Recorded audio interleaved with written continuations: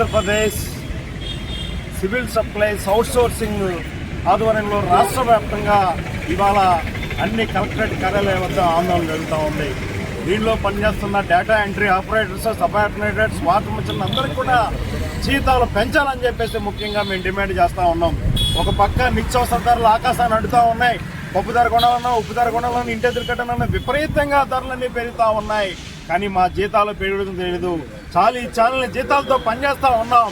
మా అవుట్సోర్సింగ్ కార్మికులందరినీ ఈ రాష్ట్ర ప్రభుత్వం తక్షణమే పర్మనెంట్ చేయాలని చెప్పేసి మేము కోరుతా ఉన్నాం. అలాగే సమాన పనికి సమాన వేతనం, కనీస వేతనం 36,000 రూపాయలు అమలు చేయాలని చెప్పేసి కోరుతా ఉన్నాం.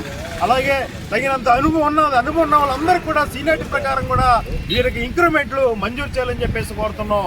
ఈ సానుకూలమైన డిమాండ్స్ మేము గొంతెమ్మ కోరికలు కోరట్లేదు. పెరుగుతున్న ధరలకు అనుగుణంగా మా జీతాలు పెంచాలి, మా యొక్క కుటుంబాలను మీరు ఆలోచన చేయాలి. చాలని జీతాలతో పనిచేస్తూ ఉన్నాం. మా ప్రభుత్వం మమ్మల్ని అనుకరించి మా జీతాలు పెంపుదల చేసే విధంగానే మా నిరసన ఉంటుందని చెప్పేసి సందర్భంగా తెలియజేస్తున్నాం. ఈ రాష్ట్ర ప్రభుత్వం ఇప్పటికైనా అవుట్సోర్సింగ్ కాంట్రాక్ట్లు, civil supply, data entry operators, అలాగే సబార్డినేటర్స్, వాచ్మెన్స్ అందరికీ జీతాలు పెంచాలని చెప్పేసి ఏఐటీసీ అనుబంధ సంఘం తరఫున మేము డిమాండ్ చేస్తూ ఉన్నాం. నా పేరు తోక ప్రసాద్, ఏఐటీసీ జిల్లా ప్రధాన కార్యదర్శి. గత 5-10 సంవత్సరాలు 15 సంవత్సరాల నుంచి జిల్లా పౌర సరఫరాల సంస్థలో పనిచేస్తున్నామండి. మాకు ఇప్పటి వరకు కూడా జీతాలు పెంచడం కానీ, ఉద్యోగ పద్ధతి కల్పించడం కానీ ఎటువంటి జరగలేదు. చాలా సంవత్సరాలుగా మాకు జీతాలు పెంచుతామని చెప్పేసి ఫైల్ పెడతామని చెప్పేసి పెడుతున్నారు. కానీ ఏ రోజు కూడా మా జీతాలు పెరగటం లేదు.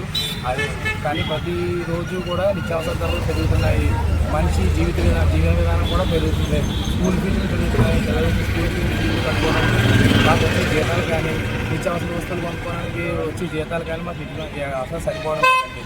దయచేసి మమ్మల్ని ఏళ్ళవారు కానీ, పెద్దలు కానీ, రాజకీయ నాయకులు కానీ మాకు అడ్డంపడి మా జీతాలు పెంచే విషయంలో కానీ, మాకు కొంచెం ఉద్యోగ భద్రత కల్పించే విషయంలో కానీ మాకు మీ అందరూ సహాయ సహకారాలు అందిస్తారని, మీడియా వారు కూడా మా తరఫున కొంచెం మాకు హెల్ప్ఫుల్గా ఉంటారని, అలాగే మా తరఫున కొంచెం న్యాయం చేయడానికి వచ్చిన ఏఐటీసీ పెద్దలైనటువంటి తోక ప్రసాద్ గారు, ఇంకా అక్కడ వెంకట సుబ్బయ్య గారు, వీళ్ళందరూ మా ముందుండి నడిపించడానికి అడుగు పట్టుకున్నారు సార్.